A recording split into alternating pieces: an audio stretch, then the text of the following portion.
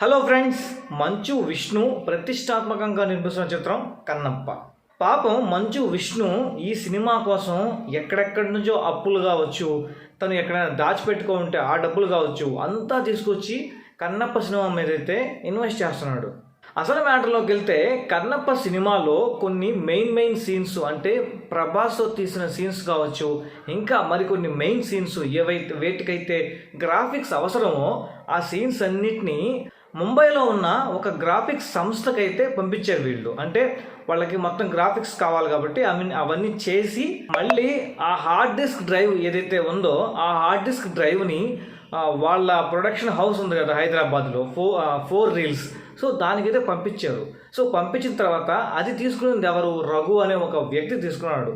So Raghu అనే ఒక వ్యక్తి తీసుకొని దాని చరిత అనే ఒక అమ్మాయికి అయితే ఇచ్చాడు. సో ఇక్కడ పాయింట్ ఏంటంటే వాళ్ళిద్దరూ కలిసి ఆ హార్డ్ డిస్క్ డ్రైవ్తో అయితే పారిపోవడం జరిగింది. దాని తర్వాత మంచు విష్ణు అయితే పోలీస్ స్టేషన్లో కంప్లైంట్ ఇవ్వడం జరిగింది. నాకు వచ్చిన ఒక డౌట్ ఏంటంటే అసలు ఇది నిజంగానే జరిగిందా లేకపోతే ఇది కట్టు కథనా? అంటే ఇక్కడ సినిమా ప్రమోషన్ కోసం పాజిటివ్గా ప్రమోట్ చేస్తే ఎవ్వడు దేకడు, అదే నెగిటివ్గా ప్రమోట్ చేస్తే ప్రతి ఒక్కరు దేగతారు. ఇప్పుడు హార్డ్ డిస్క్ డ్రైవ్ పోయింది, కంప్లైంట్ ఇచ్చాము అని చెప్పని ఇది బయటకు వచ్చింది కదా. సో బయటకు వచ్చిన తర్వాత ఎంత వైరల్ అయింది.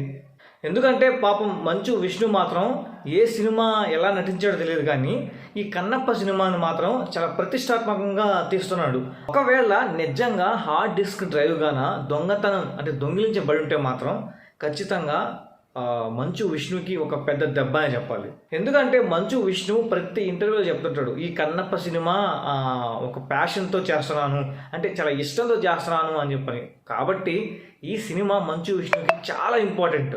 సో అది మ్యాటరు. మంచు విష్ణు అయితే పోలీస్ స్టేషన్లో కంప్లైంట్ ఇచ్చాడు.